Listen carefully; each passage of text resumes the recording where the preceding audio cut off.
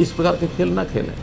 हमको क्या ज़रूरत है इनके फ़ोन टेपिंग करने की, क्योंकि तो बिना फ़ोन टेपिंग ही जनता में जो बोल देते हैं वही इतना हास्यास्पद होता है कि उसी का जो इनको खामियाजा भुगतना पड़ता है। तो हमको इनके अंदर की बातें ज़्यादा निकालने की ज़रूरत होती नहीं है।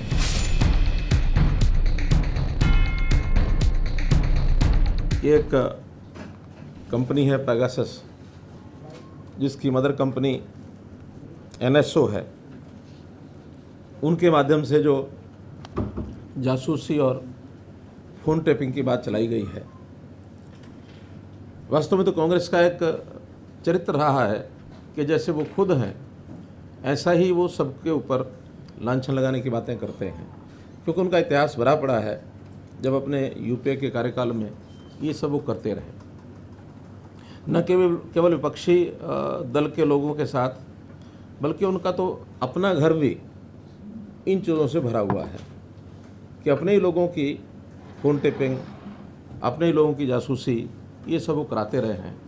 उनको लगता है कि शायद सभी ऐसा करते होंगे, जबकि हमारी सरकार का किसी प्रकार का दूर दूर तक इस बात को लेना देना नहीं है। और उनके यहाँ का इतिहास तो ये है कि आपको ध्यान में होगा, एक बार उस समय के वित्त मंत्री प्रणब मुखर्जी ने, जो उस समय के गृह मंत्री थे पी चिदम्बरम, उनके खिलाफ कितना एक सीरियस, एक खतरनाक पत्र लिखा था कि गृह मंत्री वित्त मंत्री के फ़ोन टेपिंग करा रहे हैं। कैसे चंद्रशेखर की सरकार को दो जासूसों की कहानी बनाकर कैसे गिरा दिया गया। कांग्रेस ने अपना समर्थन वापस ले लिया था। 9000 लोगों की ऐसी एक लिस्ट है जो यूपीए के समय जिन लोगों की फ़ोन टेपिंग होती रही, 9000। तो ये इतिहास भरा पड़ा है उनका, क्योंकि उनको किसी पर भरोसा ही नहीं रहता है। लोकतांत्रिक तरीकों से चीज़ों को चलाने का उनका विश्वास नहीं है। लोकतंत्र की हत्या कैसे की जाती है, ये इमरजेंसी में हमने देखा है। ये भी उसी कांग्रेस के कारनामों की एक उदाहरण है। जासूसी में उन्होंने अपने जो साथी उनके थे, चाहे वो सीताराम येचुरी वामपंथी नेता हैं, जयललिता हैं, चंद्रबाबू नायडू हैं, ममता बनर्जी हैं, उनके फ़ोन टेपिंग ये उन्होंने कराई। इनकी शिकायतें रही हमेशा।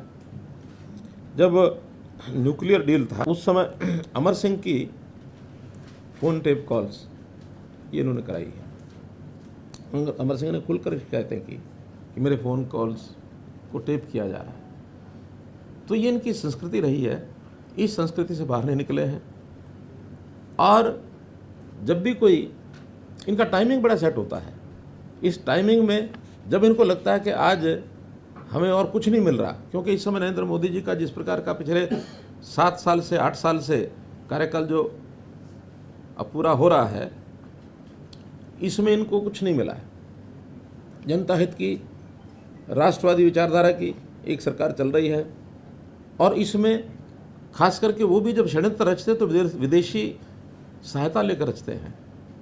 यानी अब ये अगर हम पेगासस देखें तो एक दिन पहले 18 तारीख को एक स्टोरी ये लीक कराई जाती है द वायर के माध्यम से, और ये द वायर भी ये वामपंथी पत्र है। वामपंथियों का एक इस प्रकार का एक बना हुआ है नक्सस। और उससे पहले, कुछ दिन पहले, यूरोप के अंदर एमनेस्टी नाम की जो संस्था है, वो अपने वेबसाइट के ऊपर इन कहानियों को चलाती है। एमनेस्टी ने वहाँ से छापा, यहाँ वायर ने पकड़ लिया, और वायर ने उठा करके ये विषय उड़ा दिया कि यहाँ तो पता नहीं कितने लोगों की सारी फ़ोन टेपिंग हो रही है और उनके मंसूबे जो किए जा रहे हैं।